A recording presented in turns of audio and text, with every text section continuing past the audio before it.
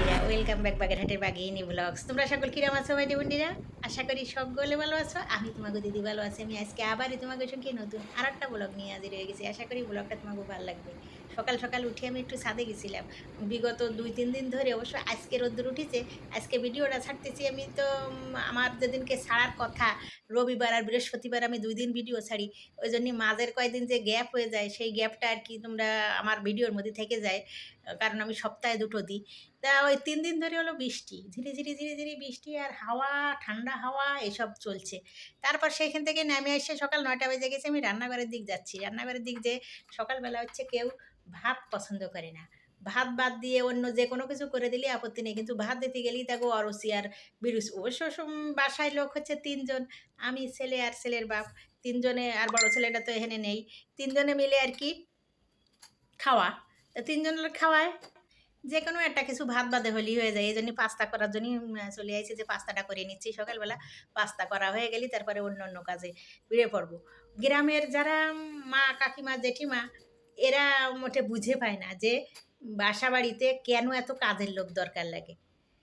গ্রামে কিন্তু কাজ যেমন বেশি, বেশি মানে মাঠে ঘাটে, পথে প্রান্তরে, বাড়ির আনাচি কানাচি, ঘরে বাইরে সব জায়গায় কাজ থাকে। কারণ এক ফসল রেখে আরেক ফসল, এক ফসল থুয়ে আরেক ফসল জাগো ওঠে। তাকে তো কাজ মানে চলাচল একেবারে চলতি। কোনো সময় আর কি থামাথামি হয় না। দেখা যায় যে ডাল থুয়ে গম, গম থুয়ে ধান থুয়ে এই ধরনের আর কি চলতে থাকে ফসলাদি জাগো। অবশ্য আমাদের বাগেরহাটে এখন আর অত একটা বেশি ফসলাদি হয় না। বাগেরহাটে বেশিরভাগ হচ্ছে এখন ঘের বেড়ি মাছের চাষ হয়, বেশিরভাগ হলো মাছের চাষ হয়ে গেছে। তারপরেও গ্রামের মানুষের ধারণা শহরে বুঝি কাজ মোটে নেই। তাই শহরে একেবারে এইসব ধান চাল ডালের কাজ নেই। এই জন্যই শহরে এত কেন কাজের লোক দরকার লাগে, এত কেন হেল্পিং হ্যান্ড লাগবে সেইখানে। কিন্তু ওই যে গ্রামের মানুষ সকালবেলা যেমন ১-২ পদ রান্না করে বেরোয় পড়ে ধান ডাল কাজের, আর দেখা যায় যে দুপুরবেলা খাওয়ার সময় ফেরে। আবার অনেকে দেখা যায় যে দুপুরবেলা খাওয়ার সময় ফেরেই না, মাঠে ভাত টাত নিয়ে যায়, ভাত তরকারি যারা বাড়ি থাকে তারা হলো মাঠের দিক নিয়ে যায়, একবারে সন্ধেবেলায় ফেরে। এরকম হচ্ছে গ্রামের কাজ। আর শহরে হচ্ছে সকালবেলা রান্নাবান্না, ঘর মোছা, দুপুরবেলা রান্নাবান্না, তারপরে ওই কাপড় চোপড় ধোয়া, ফার্নিচার মোছা, তারপরে ছেলেপিলেরে স্কুলে নিয়ে যাও, নিয়ে আসো, টিফিন বানাও, নানান ধরনের নানান কাজ যেগুলো গ্রামের লোকের করা লাগে না। যেমন বিশেষ করে ছোট ছোট ছেলেপিলে যারা, সেই ছেলেপিলেগুলো সাথে করে নিয়ে যাওয়া লাগে না গ্রামে। সেই সব ছেলেপিলেকে দলের সাথে একসাথে করে দিলেই পরে সবাই একসাথে যায়। ছুটি হলে আবার একসাথে ফিরে আসে। একসাথে ৪-৫ জন ৭ জন মানে ওই বাড়ির এই বাড়ির সেই বাড়ির, এইভাবে করে এই সুবিধাটা নেওয়া যায়। কিন্তু শহরে যেমন গাড়ি ঘোড়ার ব্যাপার আছে, তারপরে আবার একজনের সাথে একজনের পাঠানো এরকম কোনো নিয়মও নেই। আর এরকমভাবে কেউ পাঠায়ও না। এক ভ্যানে গাড়িতে, প্রাইভেট কারে, স্কুলের গাড়ি, স্কুলের ভ্যান এগুলোতে অনেকে দেয়। কিন্তু বেশিরভাগ লোকজন হলো এগুলোতে, যেমন আমি এইগুলোতে কোনো দিন দিইনি। কারণ হচ্ছে এগুলোতে দিইনি কেন? ভাবছি যে আমি আমার মতো করে আমি দিয়ে আসবো। দিয়ে স্কুলে ঢুকোনোর পরে ঢুকিয়ে দিয়ে এসে বাসায় আসার পরে যেমন নিশ্চিন্ত মনে করব যে না আমি দিয়ে রেখে আসছি নিশ্চিন্ত, স্কুলে ঢুকায় দিয়ে আসছি, যে স্কুলে গেছে, আবার চলে আসলাম, আবার ছুটির সময় আমি নিজে হাতে করে নিয়ে আসলাম।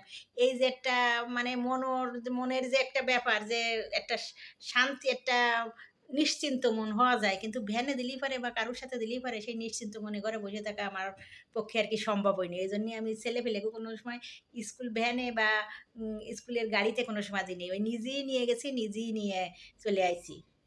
আরেকটা ব্যাপার যে গ্রামে আগে, এখন অবশ্য আগের মতনও আও এখনও আছে অনেক পরিবারে ১০ জন, ১২ জন, ১৫ জন এখনও আছে, একসাথে থাকে। ১০-১৫ এরকমের। আর আগে তো ২০, ৩০, ৪০ এরকম থাকতো একসাথে লোকজন। একান্নবর্তী পরিবার, যৌথ পরিবার। এগুলো হচ্ছে আগে, এগুলো খুব মানে হরহামেশাই প্রত্যেক ঘরে দেখা যেত যে ১০ জন, ১২ জন, ১৫ জন সদস্য একেক বাড়িতে, একেক ঘরে আরকি। কিন্তু শহরে তো আর তা না। শহরে দেখা যায় যে ১ জন, ২ জন, ৩ জন, ৪ জন, বড়জোর ৫ জন। মা-বাবা ধরে দেখা যায় যে ৫ জন বড়জোর বা ৬ জন মা-বাবা সহ, ছেলেপিলে সহ ১ জন ২ জন ছেলেপিলে এখন। কিন্তু আগে অনেকগুলো ছেলেপিলে, মা-বাবা, কাকা, জ্যাঠা, পিসি, মাসি সবাই একসাথে থাকতো। জেঠিমা, কাকিমা সকলে এইসব একসাথে থাকার কিন্তু একটা সুবিধে ছিল। কেউ বাটনা বাটছে, কেউ কুটনা কুটছে, কেউ ঘর মুছছে, কেউ বাইরের এই জিনিসটা করছে। তাছাড়া তো বাইরের কিন্তু যাগো একটু সচ্ছল পরিবার, থাল বাসন ধোয়া, বাইরের কাজ করা, গোবর লেপা, তারপরে হচ্ছে মেঠো কাজ করা, পুকুর ঘাটের কাজ করা, এগুলোর জন্যই লোক থাকতোই। আর তাছাড়া ঘরে এতজন সদস্য, মহিলা যদি ৪-৫ জন থাকতো, এক একজনে এক এক কাজ করলে পরে থাকুক, কারণ গায়ে লাগতো না, গায়েও লাগতো না, তারপর হয়ে যেত খুব দ্রুত। কিন্তু এখনে কিন্তু আমার কোনো সাহায্যকারী নেই। কারণ হচ্ছে ছেলেপেলেরা বড় হয়ে গেছে। ছোট ছেলে কলেজ শেষ হয়ে গেছে। বড় ছেলে কলেজ শেষ করে ইউনিভার্সিটিও শেষ করে বাইরে চলে গেছে।